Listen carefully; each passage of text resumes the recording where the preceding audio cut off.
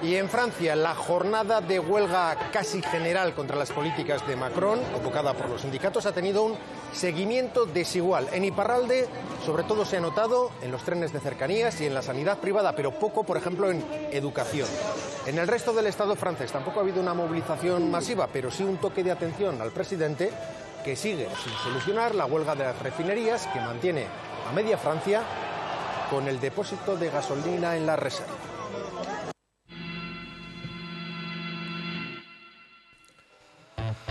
Francia es el corazón político de Europa. Allí el tercer estado dirigió la revolución que hizo rodar la cabeza de un rey. Allí nació el concepto de izquierda. Allí la Comuna de París se convirtió en uno de los primeros mitos del socialismo. La cultura revolucionaria y de movilización forma parte esencial del patrimonio político francés, y esa cultura política siempre ha irradiado al resto de Europa. Es verdad que Francia también es restauración, colonialismo, mayorías silenciosas y ultraderecha, y últimamente también tecnocracia sin grandeza con Macron.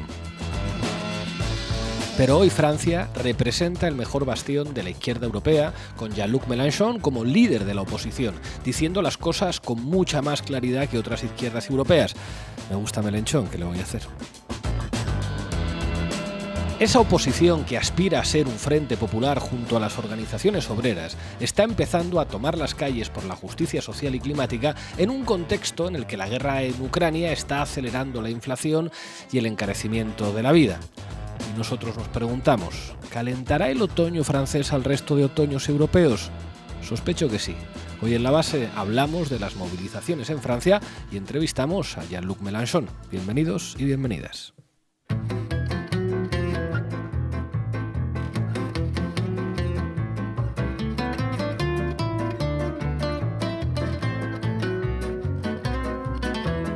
La Base, de lunes a jueves en Público.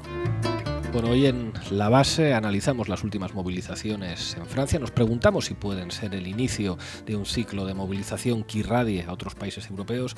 Para ello, Sara Serrano, nuestra matemática, nos va a traer muchos datos sobre la situación social, política y económica en Francia. ¿Qué tal, compañera? ¿Qué tal, Pablo?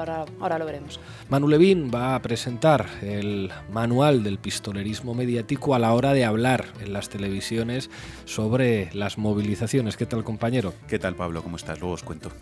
Y Nafino Génova hoy nos va a hablar del diésel, ¿verdad? Sí, sorprendente, ¿verdad?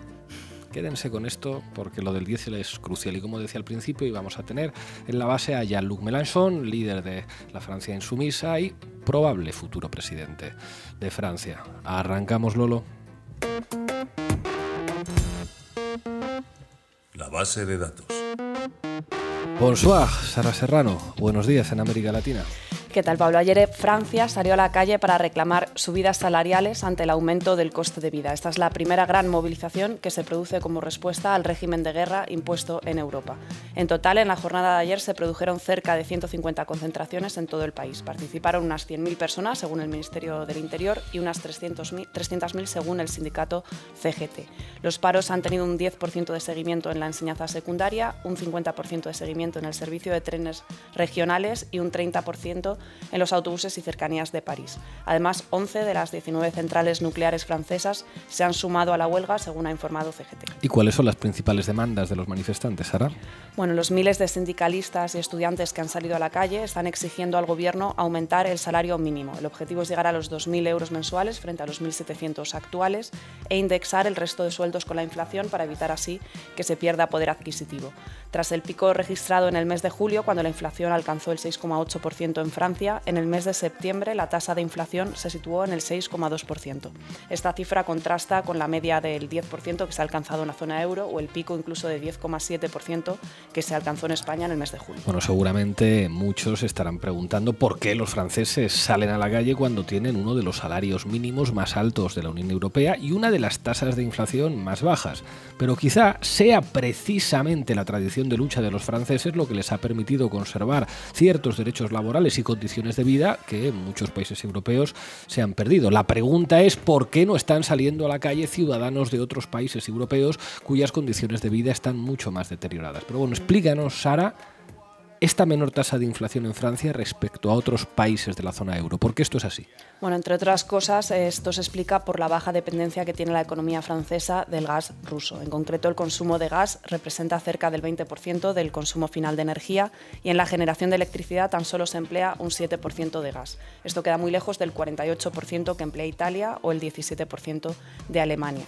En el caso francés, la matriz energética es además mucho más dependiente de la energía nuclear que del gas y esto ha permitido amortiguar el impacto de los cortes del suministro del gas ruso. Sin embargo, la generación de energía nuclear tampoco atraviesa su mejor momento. Por un lado, las sequías que está sufriendo el país, las peores desde los años 60, están poniendo en riesgo el sistema de refrigeración de los reactores nucleares, que son esenciales para su funcionamiento, y por otro, casi la mitad de los reactores nucleares se encuentran actualmente fuera de servicio, ya sea por tareas de mantenimiento o por cierres Bueno, de planificados. hecho, tengo entendido que la cuestión energética es uno de los ejes fundamentales que atraviesa las movilizaciones. Sí, de hecho, la huelga convocada ayer se suma a los paros de Total Energies, la mayor refinería de Francia, que se vienen produciendo en las últimas semanas. Los trabajadores del sector petrolero llevan en huelga desde el pasado 29 de septiembre. Reclaman un aumento del 10% de sus salarios para compensar el aumento de la inflación. Además, señalan que, a pesar de la crisis energética y gracias al alza de los precios de los hidrocarburos, Total Energies no solo no ha perdido dinero, sino que ha obtenido beneficios millonarios. En concreto, en 2021 obtuvo 16.000 millones de dólares de beneficios netos. Los paros del sector han provocado, según datos del gobierno francés, que el 30% de las estaciones de servicio del país, cifra que además se eleva al 40% en la región de París, estén afectadas por la escasez. En este contexto, la primera ministra francesa, Elisabeth Borne, ha pedido movilizar las reservas estratégicas de carburante, ha iniciado negociaciones con la patronal petrolera y ha decretado las requisiciones del personal. ¿Qué significa eso de las requisiciones, Sara? Bueno, el procedimiento de requisiciones obliga a los trabajadores a ir a su puesto de trabajo e implica además 6 meses de cárcel y hasta 10.000 euros de multa para aquellos huelguistas que se nieguen a cumplirlas. Esta medida se creó en 1938, en los albores de la Segunda Guerra Mundial, para garantizar la organización general de la nación en tiempos de guerra, pero se recuperó en 2003 con la excusa de responder a situaciones de excepcionalidad como catástrofes naturales o catástrofes industriales. En la práctica, lo que permite estas requisiciones es extender el uso a los conflictos sociales y a dinamitar las huelgas. Y esto ya está valiendo acusaciones de no respetar el derecho de huelga de los trabajadores, ¿no? Bueno, la escasez de suministros conecta con otra de las reivindicaciones de la Francia insumisa, que la Francia insumisa ha introducido en las protestas, que es la cuestión del cambio climático. Sí, más allá de las dificultades que está generando la guerra en el suministro de energía y materias primas, la izquierda francesa está planteando que hay una cuestión estructural que pone límites objetivos a nuestro modo de vida, el agotamiento de los recursos fósiles y el cambio climático. Frente a esto, la Francia insumisa de Jean-Luc Mélenchon está exigiendo que se tomen medidas urgentes para frenar el cambio climático. De hecho, uno de los lemas en estas movilizaciones está siendo contra el encarecimiento de la vida y el cambio climático. El pasado domingo, la nueva Unión Popular Ecológica y Social, NUPES, de la que forma parte la Francia insumisa, logró juntar a más de 100.000 personas en una gran marcha contra la inacción climática en París. Recordemos que aunque Mélenchon fue derrotado en las elecciones presidenciales francesas del pasado mes de abril, la alianza política que encabeza NUPES se convirtió en el segundo grupo parlamentario de la Asamblea Nacional, imposibilitando que Macron alcanzara la mayoría absoluta. Mélenchon, de hecho, es desde entonces el líder de la oposición en Francia. Sí, de hecho, esta debilidad relativa de Macron en la Asamblea Nacional está generando grandes dificultades al presidente francés para aprobar los presupuestos generales de 2023. Macron no solo no cuenta con la mayoría parlamentaria, sino que ha perdido varios aliados ubicados en el centro político que han votado en contra de sus propuestas presupuestarias en las últimas semanas. En este contexto, la primera ministra, Elisabeth Borne, ha anunciado que podría recurrir al artículo 49.3 de la Constitución para aprobar los presupuestos por decreto, saltándose así la tramitación parlamentaria. Gracias, compañera. A ti. Un autre monde est possible, libéré du saccage du productivisme capitaliste. Oui, nous le pouvons si nous le voulons. L'Union populaire peut devenir un front populaire. Siempre emociona escuchar a Mélenchon. Manu Levín, ¿qué nos traes? Pues veamos cómo trata el poder mediático en España la huelga y las movilizaciones en Francia. Mete cabecera, LOL. Titulares al banquillo. Quiero empezar leyéndoos un tuit que publicó hace unos días Brais Fernández, que es un miembro de Anticapitalistas y de la revista Viento Sur. Decía Brais Fernández: canta mucho la diferencia entre cómo tratan los medios la desigualdad en abstracto, problema social, los más vulnerables, en comparación a la huelga de las refinerías en Francia. La compasión se acaba cuando la clase obrera usa su poder estratégico como posición de fuerza. Buena noticia que los troscos se preocupen de los medios. Si no llegas a fin de mes o te mueres de frío este invierno, pero lo haces en silencio, te damos una cristiana palmadita en la espalda desde los medios de comunicación. Pero ay de ti, ¿cómo se te ocurra organizarte en un sindicato, hacer una huelga o salir a protestar a la calle? Entonces te vamos a reventar. Pues efectivamente, creo que es una gran definición de los enfoques que utiliza el poder mediático ante huelgas como las que están teniendo lugar en Francia, que son unos enfoques que, por otra parte, para cualquier persona que suela seguir la cobertura mediática de movilizaciones sociales, no pueden resultar demasiado sorprendentes. Vamos, que veréis que es un poco lo de siempre. El primer gran marco que comparten prácticamente todos los principales medios, tanto los de la derecha como los de la progresía mediática, es fracaso de la huelga en Francia. Fijaos, así lo ha contado Onda Cero, la radio de los pistoleros de A3 Media. Las movilizaciones en Francia en la educación, la sanidad o los transportes no consiguen paralizar el país como pretendían los sindicatos. La alta velocidad y el metro han funcionado con normalidad y el Ministerio cifra en un 5% el seguimiento en la huelga educativa. No consiguen paralizar el país como pretendían los sindicatos. Ok, así lo ha contado la SER.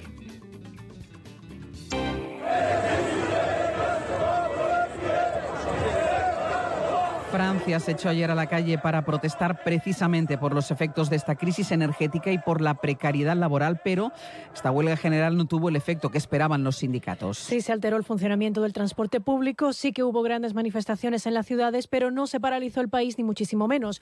Hubo poco seguimiento en la educación, pero sigue, por ejemplo, el bloqueo en las refinerías de petróleo. No tuvo el efecto que esperaban los sindicatos, poco seguimiento, no se paralizó el país, ni mucho menos. Bueno, es que no era una huelga general y lo están presentando como una huelga general. Resulta inquietante escuchar en la SER y en Onda Cero las mismas palabras. Parece como si el guión lo hubiera escrito la misma persona. Fracaso, fracaso, fracaso, pringaos, que sois unos pringaos, volved a trabajar, cabrones. Total, les ha faltado decir, tomad nota, trabajadores españoles, que las huelgas y las movilizaciones son siempre un fracaso y no sirven para nada. Un ejemplo más que contiene esta misma lectura del fracaso y también el que veréis que es el otro marco principal de la cobertura mediática sobre las protestas en Francia, que es un clásico. Incidentes, violencia, enfrentamientos radicales, terrorismo callejero. Informativos Telecinco. Pues amenazaba con paralizar el país, pero finalmente la jornada de huelga en Francia se cerró con un seguimiento bastante discreto. Sí, hubo bastante menos repercusión de la que se esperaba en esta jornada de protesta, que acabó con algunos incidentes en las calles de París. Laia Forés. ¿Qué tal? Buenos días. Pues el seguimiento de la huelga desde luego no ha sido masiva, ha afectado sobre todo los transportes, pero desde luego el país no se ha paralizado. Eso sí, los sindicatos advierten, este invierno habrá más huelgas como la de ayer para pedir aumentos salariales. La manifestación que recorrió el centro de París reunió a más de 100.000 personas y acabó con algunos disturbios, con escaparates rotos y además hay 11 detenidos. Esta huelga general llega en medio de una crisis del carburante. Hace 3 semanas que hay refinerías, la mayoría de refinerías del país que están bloqueadas, que no funcionan, y eso ha hecho que por lo menos el 25% de las gasolineras no tengan todos los carburantes. Incidentes en la primera huelga del otoño del descontento. Así llaman los sindicatos a las protestas en demanda de subidas salariales. Los estudiantes se han unido para protestar por la bajada del número de profesores. Pero los incidentes los han protagonizado 200 anarquistas del llamado Bloque Negro. Enfrentamientos que han comenzado cuando han roto las lunas de un concesionario. Incidentes que han quitado protagonismo a la movilización sindical. Bueno, más de lo mismo, ¿no? Seguimiento bastante discreto, bastante menos repercusión de la que se esperaba. El país no se ha paralizado. Ya veis las imágenes. Ya veis que sí, indistinguibles en eso la SER, Onda Cero y Telecinco, que después pasaba, como ya os anticipé, al otro marco principal sobre la protesta, que es el de la violencia. Todo imágenes de violencia, ¿no? De cargas policiales, etcétera. Tiene gracia además que terminaran la pieza diciendo eso de incidentes que han quitado protagonismo a la movilización sindical. ¿Quién se lo quita? quita. Claro, el protagonismo a la movilización no se lo quitan los incidentes per se, se lo quitan los medios de comunicación, se lo quitáis vosotros, amigos de Telecinco, que sois quienes decidís lo que resaltáis en vuestra pieza y lo que no, y en este caso, como siempre ocurre, por cierto, decidís que lo más noticiable sobre lo de Francia son las imágenes del grupo que vosotros mismos cifráis en 200 personas y no las demandas de las decenas o cientos de miles de personas movilizadas. Bueno, último corte que os pongo, mismo marco de la violencia e incidentes como la palabra más repetida. Antena 3 Noticias, titular de la pieza en su web. Las primeras consecuencias de la movilización general en Francia. 11 detenidos y 9 agentes heridos. Dale al play, por favor. Incidentes en París durante la manifestación por la huelga convocada para pedir mejoras salariales. Hay al menos 11 personas detenidas y 9 agentes heridos. Sectores como el transporte público, la educación o la sanidad han salido a la calle en protesta por el alza de los precios. Los sindicatos piden que los salarios aumenten al ritmo que lo hace la inflación. La jornada de hoy ha terminado con altercados en París. Álvaro del Río. Han sido incidentes esporádicos, pero algunos bastante violentos, protagonizados por un grupo de 200 radicales que han dejado algunos destrozos. Una movilización hoy que no ha conseguido paralizar el país como pretendían los sindicatos. Se han contabilizado en toda Francia 107.000 manifestantes, 13.000 aquí en la capital, algo menos que hace un mes, pero el gobierno galo sigue muy atento y en alerta porque este malestar por la inflación podría desembocar en protestas mayores. En fin, incidentes en París, detenidos, heridos, altercados, incidentes muy violentos, radicales, destrozos. Cuando se trata de movilizaciones sociales, el diccionario de los medios se reduce siempre a unas pocas palabras. Ahora bien, si fueran movilizaciones contra un gobierno de izquierdas, ya sabemos que el diccionario enseñaría otras palabras seguramente, a los profesionales de los medios. En movilizaciones y huelgas de este tipo, efectivamente, el diccionario es reducido y siempre los términos están en el mismo campo semántico, ¿no? De combate y de guerra. Pareciera que son los manifestantes franceses los que llevan pistolas que pesen poco y sin papeles y no los jefes de A3 Media que te saca esta pieza. En fin, esto de centrar siempre la información sobre las huelgas en la violencia y en los heridos lo tenemos muy naturalizado, nos parece perfectamente normal, pero lo cierto es que hay mucha menos violencia en una huelga que en una jornada de trabajo normal. Danos los datos sobre esto, por favor. Totalmente. Por ejemplo, en España, solo en los 8 primeros meses de este año ha habido 415.546 accidentes de trabajo con baja laboral, 2.554 accidentes con heridos graves y 450 muertos. Ahí es nada. Y si hacemos una media diaria, ¿cómo quedaría la cosa? Bueno, sale que en una jornada normal de trabajo en España hay 1.731 accidentes con baja laboral, 11 heridos graves y 2 muertos. Y ustedes se preguntarán qué fuente utiliza Sara Serrano para darnos estos datos que normalmente no los dan los medios de comunicación. Bueno, no hace falta rebuscar mucho porque son datos oficiales del Ministerio de Trabajo.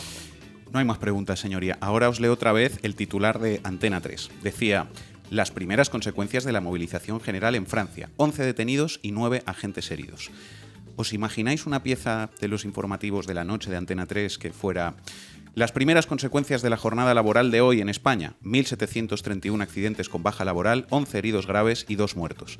¿A qué no? ¿A qué no os las imagináis? O una que dijera, las primeras consecuencias de la movilización. Gracias a la huelga y a que la gente no haya ido a trabajar con normalidad, se han evitado los 2 muertos, 11 heridos graves y 1.731 accidentes con baja laboral que habría habido de tratarse de una jornada de trabajo normal. Claro, es que ese sería un poco el equivalente, ¿no? Si de lo que se trata es de hablar de los heridos y de los incidentes, pero seguro que algún día vemos ese titular. Seguro que sí. En fin, ya lo veis, queridos seguidores de la base, que haya 9 personas heridas seguramente leves en una huelga es el hecho noticiable más importante de la jornada de movilizaciones. Ahora bien, que haya 1.700 heridos graves y 2 muertos cada día en una jornada de trabajo ordinaria a cambio de salarios bajos, eso no es violencia contra los trabajadores y, por supuesto, no es noticia, es plena normalidad democrática.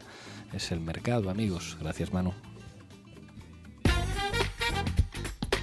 Si ves manipulación en los medios de comunicación, envíanosla a titularesalbanquillo@gmail.com. ¿Qué va a echar usted al coche? ¿Diésel o gasolina, señora? No hay diésel, gasolina. O mejor iré caminando. Efectivamente. No tengo coche. Vamos con la cabecera. ¿A qué me invitan? El análisis internacional de Ina Afinogenova. Bueno, empecemos con que no es únicamente Francia, son decenas de países del mundo en los que en el año 2022 han aumentado las protestas. La BBC, de hecho, mapeó todas las manifestaciones desde 2021 y reveló que desde enero hasta septiembre de este año ha habido movilizaciones por los altos precios de la gasolina en más de 90 países. Salvo Antártida, por razones evidentes, ningún continente se ha salvado de protestas por el combustible. Ahora saldrán fanáticos de ambos lados del conflicto, unos para culpar de todo a Putin por invadir Ucrania, otros para culpar de todo a Europa por imponer sanciones a Rusia. Lo cierto es que se trata de una suma de factores en la que la guerra de Ucrania sirvió de acelerador de una situación que ya de por sí se estaba volviendo insostenible. ¿Y a qué otros factores te refieres, Ina? Bueno, me explico. La pandemia, el confinamiento hicieron que muchos negocios cerraran temporalmente y el petróleo bajara de precio porque no había demanda. A medida que se restableció la nueva normalidad, la demanda aumentó y elevó los precios. El dólar estadounidense, moneda con la que se paga el crudo para producir la gasolina, subió a sus niveles más altos con respecto a otras monedas como el euro, el yuan, el yen japonés. Entonces se ha tenido que pagar aún más por el combustible en moneda local y con todo esto comenzó la guerra que llevó a muchos países a imponer sanciones a Rusia y a buscar otros proveedores de crudo. Bueno, pero nos están diciendo que hay otros proveedores, Estados Unidos, por ejemplo, Noruega. Sí, ¿no? Pero no todo pinta tan bien por varios motivos. Primero, porque estos otros proveedores son más caros. La Unión Europea no tenía opciones energéticas más baratas que los combustibles fósiles rusos. No solo hablamos del gas natural ahora, sino también del petróleo y del carbón. Esto se sabía también desde antes del inicio de la guerra. El think tank estadounidense Rand Corporation elaboró en 2019 un informe de política exterior en el que afirmó textualmente que los suministros de gas alternativos al gas ruso probablemente serán más caros. Eso reducirá la capacidad de los europeos para acceder a otros bienes y servicios y creará un lastre para la economía. Bueno, parece que sale más caro comprarlo a otros, pero ¿cuál es el segundo motivo? Una palabra, el diésel. Habló de ello en su cuenta de Twitter hace unos días Antonio Turiel. A ver si yo también logro explicarlo. Mucha atención, Ina Finogénova te va a explicar cómo funciona esto del diésel. Vamos con ello. Vamos, de cada pozo petrolero se extrae un crudo que tiene una composición química única. El crudo puede ser pegajoso, suave, incluso duro. Seguimos hablando de diésel. También varían los colores, puede ser negro, transparente. A ver, ¿por qué es importante? No se rían. Bueno, porque nadie echa el crudo sacado del pozo directamente al depósito del coche, antes hay que refinarlo. Cada refinería se especializa en procesar determinados tipos de crudo con determinadas propiedades. Si no tienes un tipo de crudo en concreto, de un yacimiento en concreto, pues no sale nada. Si procesas en una refinería un crudo de composición diferente a la que tu refinería procesaba, pues en el mejor de los casos perderás parte del producto. Y en el peor te vas a cargar la refinería entera, que habrá costado miles de millones de euros. O sea que, salvando las distancias, podríamos decir que es un poco como con los coches, que si le echas gasolina a uno de diésel no arrancará, no funcionará bien, ¿no? Exacto. Y en Europa hay mucha demanda de diésel y Rusia proveía a Europa unos hidrocarburos muy concretos de la marca Urals, que son muy importantes para la producción de diésel. Con lo cual, el hecho de que Europa no pueda contar más con el crudo de los Urales supone un problema estructural para la industria local. No es que pierdas parte del producto que puedas sustituir con otro, es que pierdes un producto en concreto para el que estaba configurado tu sistema. Y esto es alarmante porque el diésel es el motor de la economía, es importante para camiones, furgonetas, barcos, trenes, excavadoras. Una escasez de diésel supondrá precios más altos para absolutamente todo, no solo para el transporte, tu teléfono móvil, tu capacidad de llegar al trabajo, el pañal de tu hijo, lo que sea, todo. Según Antonio Turiel, por más que la crisis actual en Francia se acabe, por más que las protestas se calmen, los problemas de las refinerías seguirán, la escasez de combustibles seguirá, no habrá posibilidades de mantener el tejido industrial en el mismo nivel, lo que llevará a un decrecimiento inevitable y a una desindustrialización. Pues vaya panorama nos pintáis, Turiel y tú. Bueno, ¿saben qué es lo peor? Que el veto europeo al diésel ruso aún ni siquiera entró en vigor, iba a activarse ya, pero decidieron aplazarlo hasta febrero. La mera expectativa de que este momento llegue provoca esta subida de precios. Y la crisis del diésel no es propia de Europa. Informa Javier Blas en Bloomberg que las reservas de diésel de Estados Unidos, donde el embargo a los hidrocarburos rusos ya entró en vigor, está en sus niveles más bajos desde 1951 y todo ello independientemente de la la decisión que tome Biden, que bien podría ser dejar al mercado en paz o intervenir en él, tendrá consecuencias en todo el mundo, especialmente en América Latina y en Europa. ¿Y qué pasa con los otros combustibles? Escasez. Según informes también de Bloomberg, China acaba de detener las ventas del gas natural licuado a Europa para garantizar su propia seguridad energética para este invierno. La política de cero COVID hizo que la demanda interna se redujera y les quedaba mucho gas ruso que podían revenderle a Europa, más caro de hecho. Y ya sabemos, si le compras gas ruso a Rusia, violas las sanciones. Si se lo compras a China o a la India, todo ok. El caso es que este salvavidas, que en su momento le lanzaron a Europa, llegando a venderle en agosto unas 4 millones de toneladas de gas natural licuado, pues lo están quitando. Así que el decrecimiento, la desindustrialización y la disminución de rentas, qué difícil de pronunciar esto. Bueno, todo eso parece inevitable. Habrá más protestas. Es pasiva Tovarich, eso sí que es difícil de pronunciar. La Base, con Pablo Iglesias, Sara Serrano, Manu Levín e Ina Afinogenova. Jean-Luc Mélenchon, muchísimas gracias por atender a La Base. ¿Qué tal? Bien, todo bien. Hoy día es un momento muy interesante en Francia. Quería preguntarte por eso, ¿cómo valoras el inicio de lo que parece un ciclo de movilizaciones que ha comenzado estos días en Francia? Mira, por primera vez de no sé cuántos años hay una conjuntura en cual se ve primero una movilización popular a la iniciativa de la coalición NUPES, Nueva Unión Popular Ecológica y Social. Eso fue domingo y fue un éxito total. Y es la afirmación de la existencia de un pueblo político, que no es solamente los salariados, ¿ok? Porque hay los jubilados, los estudiantes, el pueblo. Por otra parte, ayer y hoy día siguiendo una movilización salarial. La gente en las empresas siguiendo las consignas sindicales o las asambleas generales de los salariados hoy día son de las refinerías y del transporte y en muchos lugares y empresas aquí, allá. Bien, y por tercer, entonces se puede decir que hay una forma de expresión política popular, una forma de expresión salariada y crisis cada vez, porque si hay todo eso es porque no funciona. De la movilización popular confrontándose a la inflación, la movilización salarial de mismo, pero en otros sectores, y la crisis política, porque el gobierno, hay algo que bien saberlo, para comprender lo que está pasando políticamente. Hemos ganado en la primera vuelta de la elección legislativa en Francia y la perdimos a la segunda vuelta porque todas las derechas han preferido dejar pasar a ser electos los de ultraderecha o de derecha frente a los insumisos. Bien, pero lo que queda es que no tienen mayoría en la Asamblea Nacional. Entonces, pasaron el mes de julio de manera muy difícil para ellos. Y hoy día estamos tratando del presupuesto del Estado. Y no hay mayoría. Y entonces van a poner una moción de parada, el 49.3 artículo de la Constitución francesa, que ustedes saben que es una constitución casi monarquista, pero el monarca en España tiene menos poder que el presidente de la República Francesa, claro. Bien, entonces vamos en la coyuntura que es de 3 fases críticas de procesos, que sea institucional, salarial o popular. Eso es el momento.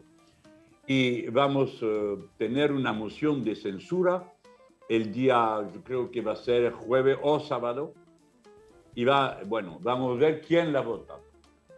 Es un momento bastante contención, porque si la derecha y la ultraderecha dejan pasar sin que haya censura, es que se construye progresivamente una forma de unión en forma particular en cual la ultraderecha está trabajando a constituir una dirección política para la derecha como esto fue el caso en Italia o en Suecia.